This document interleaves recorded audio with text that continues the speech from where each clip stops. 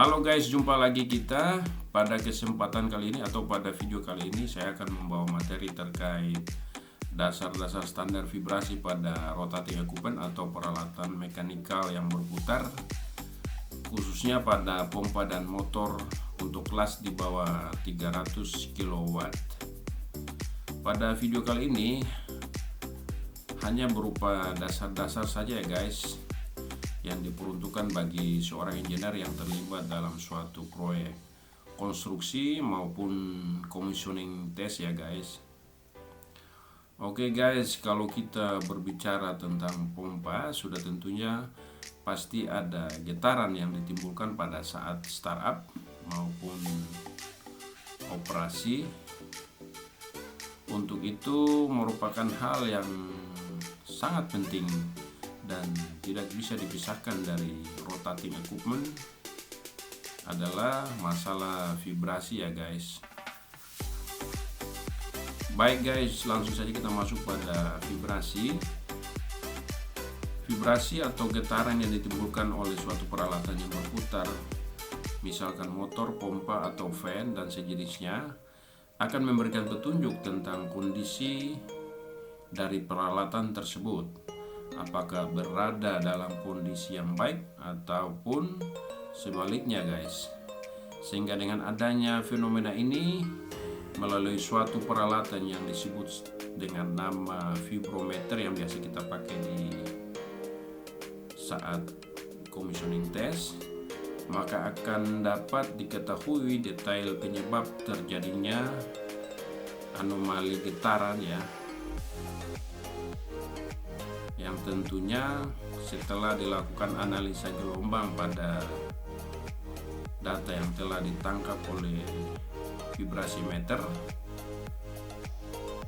kita akan mengetahui berapa besar vibrasi yang terjadi pada bearing atau bodi motor ya guys. Secara umum penyebab terjadinya getaran atau vibrasi pada peralatan yang berputar adalah sebagai berikut guys. Baik, yang pertama di sini adalah terjadinya unbalance pada rotating equipment guys. Unbalance adalah terjadinya pergeseran titik pusat massa dari titik pusat putarannya sehingga akan menimbulkan getaran yang tinggi guys. Di sini besarnya amplitudo getaran sebanding dengan besarnya putaran yang merupakan kuadrat dari putaran rotating equipment itu sendiri guys. Yang kedua di sini adalah terjadinya misalignment pada rotating equipment, di mana vibrasi yang disebabkan oleh penyambungan poros yang tidak simetris guys. Di sini besarnya vibrasi tergantung dari ketidaksimetrisan penyambungan poros. Semakin tidak simetris penyambungan poros pada suatu peralatan rotating equipment, maka menyebabkan vibrasi yang akan semakin tinggi guys. Gejala vibrasi yang diakibatkan oleh misalignment hampir sama dengan gejala unbalance juga guys ya. Akan tetapi dengan menggunakan vibration meter yang memadai akan lebih mudah untuk dapat membedakan antara unbalance dan misalignment guys, yaitu dari analisa sudut pasanya. Terdapat beberapa jenis misalignment guys, seperti misalignment pada sambungan kopling, sabuk, rantai, roda gigi dan lain-lain sebagainya guys. Baik guys, yang ketiga di sini terjadinya variasi beban, di mana beban yang besar atau overload pada suatu mesin dapat menyebabkan vibrasi yang tinggi guys.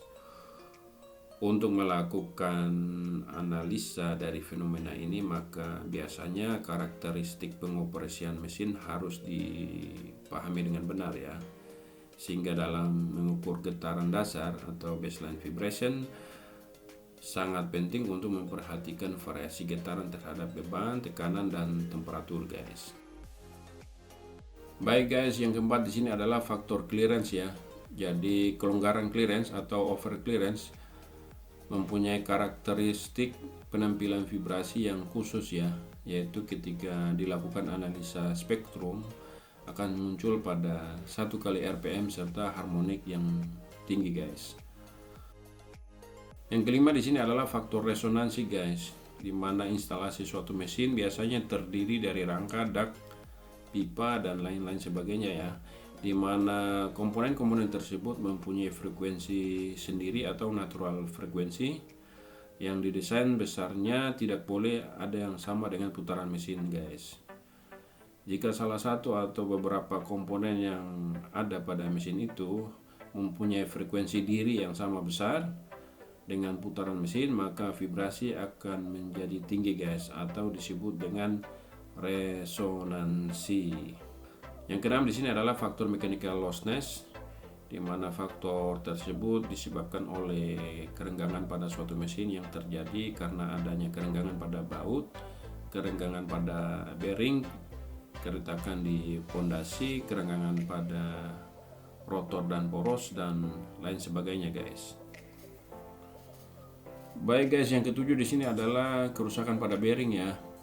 Ada dua jenis bearing yang memungkinkan terjadinya kerusakan, yaitu anti-friction bearing dan slap bearing ya, di mana keduanya mempunyai karakteristik vibrasi yang berbeda dan kerusakan yang ditimbulkan berlainan, guys.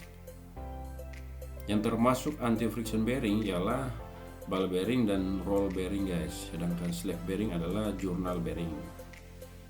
Yang ke-8 di sini adalah masalah kelistrikan, dan yang ke-9 adalah masalah gaya hidrolik, di mana vibrasi disebabkan oleh gaya hidrolik dan turbulensi pada aliran fluida, guys.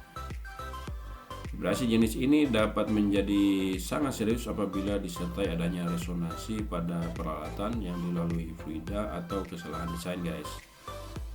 Dan yang ke-10 adalah masalah gesekan ya. Gesekan antara bagian yang berputar dan bagian yang tetap disebut rubbing ya. Baik, guys, yang terakhir di sini kita masuk pada standar umum vibrasi yang biasa kita pakai dalam pengukuran vibrasi pada motor dan pompa ya. Di sini kita punya tabel standar vibrasi dan temperatur rise yang biasa kita pakai. Yang pertama di sini adalah vibrasi standar umum yang biasa kita pakai itu adalah ISO 10816-3 atau IPI 610, bisa juga dari standar manufaktur pompa itu sendiri, guys. Untuk acceptance-nya, untuk motor di bawah 300 kW disyaratkan untuk newly commissioning atau motor baru itu syaratnya 1,4 mm per second, dan untuk long operation adalah 2,8 mm per second, guys. Dan untuk pompa, untuk standar ISO 106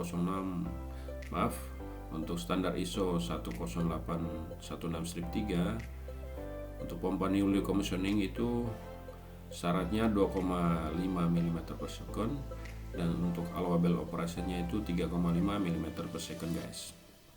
Dan untuk standar IPI 610 di sini disyaratkan ada dua tipe pompa. Yang pertama di sini untuk horizontal centrifugal pump, itu untuk newly commissioning syaratnya itu 3 mm per second, dan untuk vertical pump itu adalah 5 mm per second, guys. Selanjutnya kita masuk pada standar umum temperatur rise pada pompa dan motor ya. Di sini standar umum yang biasa kita pakai yaitu IEC 60034-1, di mana motor winding temperatur maksimal itu 105 derajat Celcius. Dan untuk IPI 610 di sini disyaratkan untuk bearing pompa dan motor dibagi menjadi dua.